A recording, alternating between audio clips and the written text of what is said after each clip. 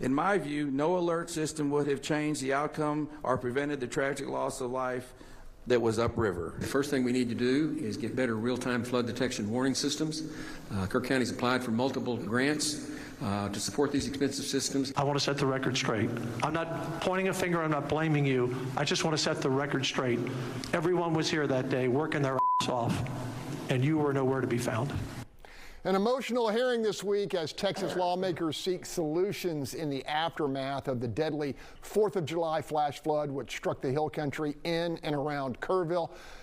Panel Texas Senator Paul Bettengord has suggested a hybrid system of digital alerts and warning sirens is under strong consideration, fully underwritten by state taxpayers. And I think it's important to note that hard-hit Camp Mystic applied for and was granted removal of several of its ultimately impacted structures from inclusion in the FEMA 100-year flood map. Tamara Bell, you watched some of this and didn't like it. I did not. I didn't. The callous indifference that was displayed, the top 3 people, they were asleep or they were traveling, and when they were asked, who comes in after you? Oh, well, we don't have anybody for that. You're going to take these valuable babies. You have camps that people have been coming to for generations and say, well, if we not there, hell, they on their own? How the hell does that math add up? That makes no sense. And then, Dan Patrick, you going to sit up there and talk about them at the hearing when you all still haven't granted them the sirens that they need. Hurricane season ain't over. We still there. This should have been a priority 1 in this special session, the way you said y'all were gonna make it, but you didn't. And I'm really worried about those people and concerned. I talked to people I didn't even know, been going there, sending their kids there for generations, and you all still ain't came up with a damn thing to help them.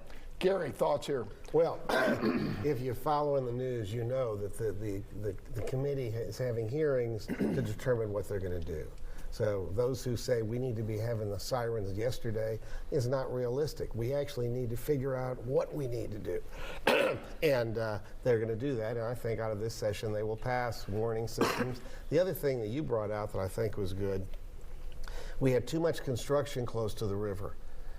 The camp being one example. And of course, for 98 years it was great, and 99th year it wasn't. So I think we're going to have rules. We're going to have people pulling away from the river so they don't end up in that situation and lessen that opportunity. Because other than that, I mean, I can't think of anything else you can do. I mean, it's nature, and nature's going to do what nature does. So we'll have action. I mean, tomorrow can relax. They're going to pass the things. They're going to make progress. Chris, is there a tort here? Oh, absolutely, and there's going to be multiple lawsuits over this. Camp Mystic, I hope they have enough insurance to cover the lawsuits that they're going to get, and there'll be plenty of lawsuits to go around on this. Camp Mystic getting that waiver, applying for that waiver, knowing they were in the 100-year floodplain, applying for the waiver for financial reasons is enough, in my view, to sustain that lawsuit. Holly, we've been talking about this for, and justifiably so, for weeks. You know, anything you want to add here? Yeah, well, I mean, I think that the state lawmakers will act. Is it too soon? Probably, but they have this political pressure to do something. You know, it's human nature, understandably, to find someone to try to scapegoat, and there are people who definitely made mistakes here. The question is, how many people would have actually been saved? There's nothing that could have been done to prevent this event. We can look at where we're building, where we're allowing people to live, and people get FEMA waivers all the time and for all different things, and it's no problem until it is. All right, we're going to leave it there. Just ahead, a one-time Democratic ally of Harris County Judge Lena Hidalgo very loudly rejects her call for yet another Harris County tax hike.